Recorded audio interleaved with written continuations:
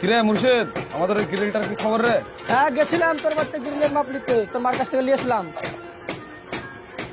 তোকে একটা কথা বলবো বলবো ভাবছি, বুঝলি? লজ্জাও লাগছে, আবার না বলেও থাকতে পারছি না। বল না কি আছে। এই গার্লফ্রেন্ড নিয়ে কোথায় বেড়াতে যাওয়া যায় রে? তুই আবার কবে থেকে প্রেম করা শুরু করলি? তাই বলছিস, কোথা থেকে কিভাবে কি কারণে হয়ে গেল আমি বুঝতে পারছি না। আরে বল না। কিসে পড়ে তোর গার্লফ্রেন্ড? তোর ওই এইটে পড়ে। কিসে?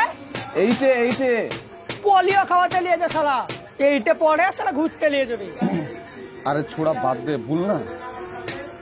করতে যাবি এক কাজ কর, ফারাক্কার ব্রিজ এলিয়ে চল যা। লোকজনের খেচা বেচা নাই তো? আরে না রে না, আমি গেছিলাম দুদিন আগে, ঘুরে আসলাম, কোনো খেতে বেচা নাই। ঠিক আছে থাক তাহলে। হ্যাঁ যা। তাড়াতাড়ি করদিস কাজটা। আচ্ছা।